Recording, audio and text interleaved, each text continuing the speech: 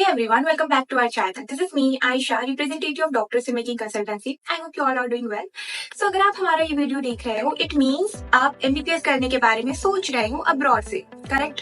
सो अगर आपने सोचा है कि आपको MBBS करना है, आपको डॉक्टर बनना है और अगर आप अपने फ्यूचर को लेके फोकस्ड हो, करियर को लेके फोकस्ड हो, then please don't skip the video को एंड तक देखिए क्योंकि इस वीडियो में हम डिस्कस करने वाले हैं that why we choose abroad to pursue our MBBS degree and which country is right for you to proceed your journey.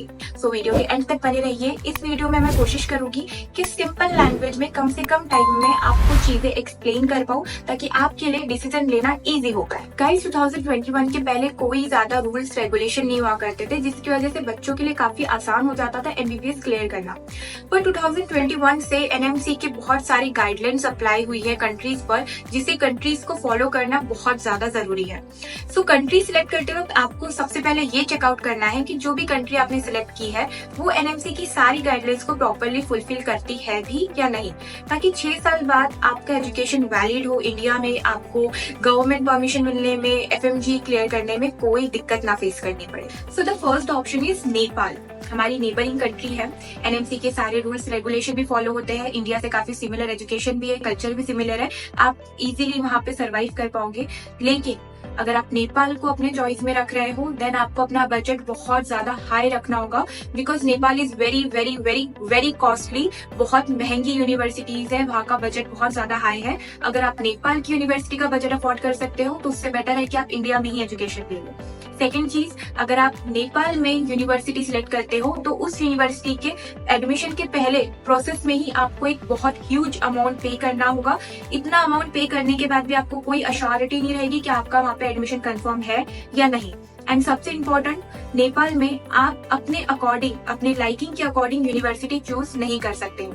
तो ये सबसे बड़ा ड्रॉबैक है नेपाल से MBBS परस्यू करने का. हमारा सेकंड ऑप्शन है बांग्लादेश. अगर आपका बजट थोड़ा कम है जैसे 30-40 then you can think about Bangladesh.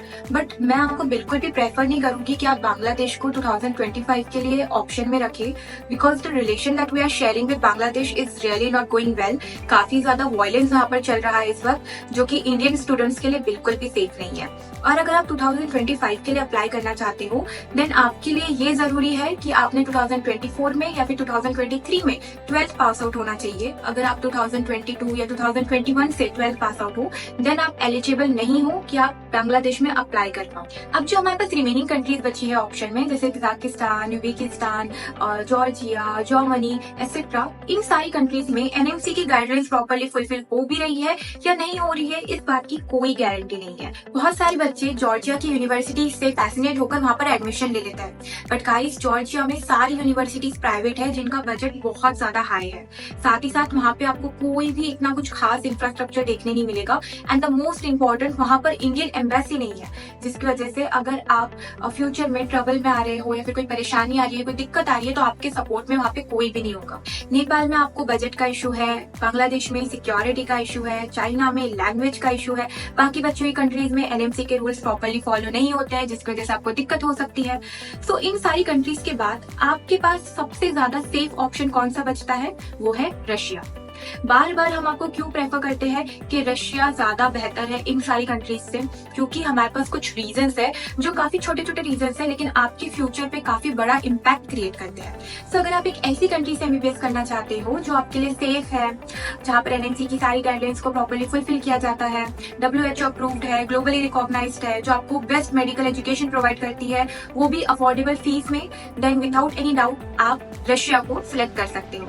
Russia ये सारी चीजों को प्रॉपरली फुलफिल करता है एंड इंडियन स्टूडेंट्स के लिए बेस्ट सर्विसेज प्रोवाइड करता है. The diplomatic relations between India and Russia is actually very good. So Russia एक बहुत ही सेफ कंट्री है इंडियन स्टूडेंट्स के लिए. रशियन मेडिकल यूनिवर्सिटीज NMC की सारी गाइडलाइंस को प्रॉपरली फुलफिल करती है, WHO अप्रूव्ड है और ग्लोबली रिकॉग्नाइज्ड भी है. आपके 6 साल की जर्नी में आपको प्रॉपर एजुकेशन इंग्लिश में प्रोवाइड होगा जिसमें आपकी इंटर्नशिप भी इंक्लूडेड होगी. रशियन मेडिकल यूनिवर्सिटीज काफी ज्यादा अफोर्डेबल है, वहाँ की फीस आप इजीली अफोर्ड कर सकते हो और अफोर्डेबल फीस के साथ साथ वहाँ का इंफ्रास्ट्रक्चर आपको बेस्ट मिलेगा, फैसिलिटीज आपको बेस्ट देखने मिलेगी. Why to avoid try party. The only reason to avoid tri-party consultancy, tri-party university, because it will lead you to a financial loss. You may see some financial crisis in your future. Tri-party में ज्यादातर fees का scam होता है, जिसे हम money scam कहते हैं। हर साल पेरेंट्स से फीस के नाम पे कंसल्टेंसी बेनिफिट्स लेती है, जिसका पेरेंट्स को अंदाजा भी नहीं होता। एंड धीरे धीरे फीसेस में इंक्रीमेंट होने लगता है, जिससे पेरेंट्स कहीं ना कहीं ये सोच में आ जाते हैं कि अरे ये तो अमाउंट हमें बताया ही नहीं गया था, ये अमाउंट बोला कुछ और गया था और अभी हम पे कुछ और कर रहे हैं। और जितना अमाउंट आप कंसल्टेंसी को दे रहे हो उतना अमाउंट एक्चुअली यूनिवर्सिटी में पे हो रहा है नहीं हो रहा है, इस बात की आपको कोई अश्योरिटी नहीं मिलती है। सो इसलिए हम आपसे बार बार कहते हैं कि आप ट्राई पार्टी अवॉइड करिए, ऐसी कंसल्टेंसी को चूज करिए जो मनी के बेसिस में आपके साथ ट्रांसपेरेंसी रखे, आपको सभी चीजों की रिसिप्ट प्रॉपरली प्रोवाइड करें। एंड गाइज, अगर आप ऐसी यूनिवर्सिटीज के नाम जानना चाहते हो जहाँ पर ट्राई पार्टी काम करती है, जो ओवर हाइप्ड है, ओवर क्राउडेड है, तो आप हमें डीएम कर सकते हो या फिर हमें नीचे दिए गए नंबर पे कांटेक्ट कर सकते हो। हम आपको प्रॉपर इन्फॉर्मेशन डिटेल के साथ प्रोवाइड कर देंगे। Why to avoid overcrowded universities and overhyped universities? देखिए, बहुत सिंपल सा रीजन है। पिछले साल टवेर में बहुत सारे स्टूडेंट्स ने बल्क अमाउंट में एडमिशन लिया था, जिसकी वजह से यूनिवर्सिटी फुल हो गई थी। यूनिवर्सिटी में बच्चों की क्वांटिटी तो बढ़ गई, लेकिन टीचर्स जितने पहले थे उतने ही रहे। यूनिवर्सिटी ने एक्स्ट्रा टीचर्स हायर नहीं किए, फैसिलिटीज जितनी पहले थी उतनी ही रही, कोई एक्स्ट्रा फैसिलिटीज प्रोवाइड नहीं हुई। सो बच्चों को काफी कॉम्प्रोमाइज करना पड़ा अपने एजुकेशन के साथ। तो जब भी आप एक ओवर क्राउडेड यूनिवर्सिटी चूज करते हो, it means you are compromising with your education. साथ ही साथ आपको प्राइवेट हॉस्टल चूज करना होगा, जिनकी फीस बहुत ज्यादा होती है, क्योंकि गवर्नमेंट हॉस्टल आपको नहीं मिलेंगे। अब ओवर हाइप्ड यूनिवर्सिटी आपको क्यों अवॉइड करनी है? क्योंकि ओवर हाइप्ड यूनिवर्सिटी में आपको फैसिलिटीज कम देखने मिलेगी, यूट्यूबर्स ज्यादा देखने मिलेंगे। अभी आप देखो, यूट्यूब ओपन करो, हर चैनल पे कोई ना कोई भैया दीदी आपको ये यूनिवर्सिटी बेस्ट है, यही एडमिशन करो, ये सजेशन। बाप रे, ये तो धोती खोल रहा है। सो आप कोई भी भैया दीदी के सजेशन मत लो। कोई भी यूनिवर्सिटी में एडमिशन करने से पहले प्रॉपर काउंसलिंग लो, प्रॉपर रिसर्च करो। ओवर हाइप यूनिवर्सिटी को अवॉइड करो, क्योंकि वहां पर सिर्फ आपको फैशन देखने मिलेगा, यूट्यूबर्स देखने मिलेंगे, एक्चुअल एजुकेशन आपको देखने नहीं मिलेगा। So choose country and university properly and wisely. अब हम बात करते हैं फीस मैनिपुलेशन की, कि किस तरह कंसल्टेंसी फीस को मैनिपुलेट करके आपके सामने प्रेजेंट करती है। अगर आप इंडिया से स्टडीज कर रहे हो, सो डेफिनेटली आप जो फीस पे करोगे वो इंडियन रुपीज में पे करोगे। ठीक उसी तरह से अगर आप रशिया से एमबीबीएस कर रहे हो, इट मीन्स आपको रूबल में फीस पे करनी है। लेकिन इंडिया में बहुत सारी कंसल्टेंसीज आपको जो फीस स्ट्रक्चर बताती है रशियन मेडिकल यूनिवर्सिटीज का, वो ज्यादातर INR में लिखा होता है, इंडियन रुपीज में लिखा होता है। वो ऐसा क्यों करते हैं? ताकि वो आपके सामने एक लो बजट, एक फैसिनेटेड पैकेज रखे और आप उससे अट्रैक्ट हो जाओ और एडमिशन कर लो।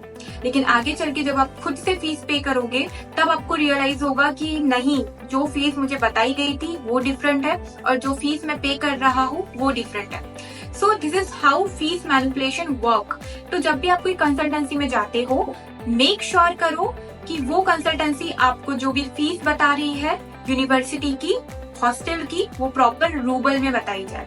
इससे क्या होगा, आपको एक प्रॉपर पैकेज पता चलेगा और आप एक सही यूनिवर्सिटी अपने लिए सिलेक्ट कर पाओगे। बहुत सारी कंसल्टेंसीज में कंसल्टेंट आपको ये भी बोलेंगे कि विदाउट नीट एमबीबीएस कर लो, अब्रॉड से अच्छा रहेगा। डेफिनेटली आप कर सकते हो, बट ऐसा करने से आप इंडिया में प्रैक्टिस नहीं कर सकते हो, आप इंडिया में डॉक्टर नहीं बन सकते हो। और आप खुद ही सोचो ना, नीट जो कि एक बेस एग्जाम है इंडिया में एमबीबीएस करने के लिए, डॉक्टर बनने के लिए, अगर आप वो क्लियर नहीं कर रहे हो, तो क्या आप ESML, क्लैट जैसी बड़ी बड़ी एग्जाम्स क्लियर कर पाओगे? डेफिनेटली नहीं। सो बेटर है कि आप नीट की एग्जाम दो, नहीं पास हो पा रहा है, नेक्स्ट ईयर फिर से रिपीट करो, नीट क्लियर करो एंड देन आप अब्रॉड से एमबीबीएस परस्यू करो। इससे क्या होगा ना, आपका फ्यूचर रिस्क में नहीं आएगा। आपके पास यह श्योरिटी रहेगी कि आप इंडिया में प्रैक्टिस कर सकते हो। आप अगर अच्छी यूनिवर्सिटी से एमबीबीएस परस्यू कर रहे हो, तो आप इंडिया में ही नहीं, कोई भी कंट्री में लाइसेंसिंग एग्जाम क्लियर करके आप वहां पर भी सेटल हो सकते हो। सो अपना फ्यूचर रिस्क में मत डालो, हर किसी की बात पे बिलीव मत करो, एक सही कंसल्टेंसी चूज करो, सही काउंसलर से काउंसलिंग लो एंड देन अपना फ्यूचर डिसाइड करो। So that's it for today's video guys. I hope आपको वीडियो अच्छी लगी होगी। प्लीज वीडियो को शेयर कर दीजिए अपने फ्रेंड्स के साथ, फैमिली मेंबर्स के साथ, चैनल को सब्सक्राइब कर दीजिए और आप हमें कमेंट में बता सकते हैं कि नेक्स्ट वीडियो आपको कौन से टॉपिक पे चाहिए। साथ ही साथ रजिस्ट्रेशन शुरू हो चुके हैं गाइस। अगर आपको एमबीबीएस करना है अब्रॉड से तो बिल्कुल भी देरी मत करिए, जल्द से जल्द रजिस्ट्रेशन करवाइए। कोई भी क्वेरीज हो, कोई भी प्रॉब्लम हो, विदाउट एनी डाउट आप हमें कॉल कर सकते हो। हमारा कॉन्टैक्ट नंबर नीचे डिस्क्रिप्शन बॉक्स में मेंशन है, आप हमें डीएम कर सकते हो या फिर आप हमारे ऑफिस में भी विजिट कर सकते हो। मैंने सारी चीजें नीचे डिस्क्रिप्शन बॉक्स में मेंशन कर दी है। So guys, thank you so much for watching our video. See you in the next video.